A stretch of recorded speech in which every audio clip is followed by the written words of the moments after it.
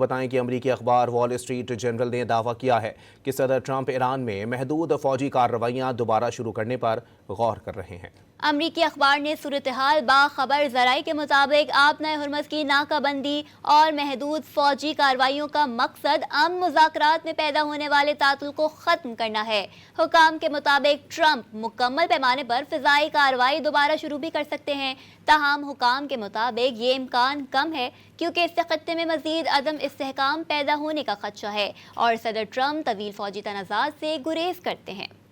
بتائیں کہ امریکی اخبار وال اسٹریٹ جرنل نے دعویٰ کیا ہے کہ صدر ٹرمپ ایران میں محدود فوجی کارروائیاں دوبارہ شروع کرنے پر غور کر رہے ہیں۔ امریکی اخبار نے صورتحال باخبر ذرائع کے مطابق آبنۂ ہرمز کی ناکہ بندی اور محدود فوجی کارروائیوں کا مقصد امن مذاکرات میں پیدا ہونے والے تعطل کو ختم کرنا ہے۔ حکام کے مطابق ٹرمپ مکمل پیمانے پر فضائی کارروائی دوبارہ شروع بھی کر سکتے ہیں، تاہم حکام کے مطابق یہ امکان کم ہے کیونکہ اس سے خطے میں مزید عدم استحکام پیدا ہونے کا خدشہ ہے اور صدر ٹرمپ طویل فوجی تنازعات سے گریز کرتے ہیں۔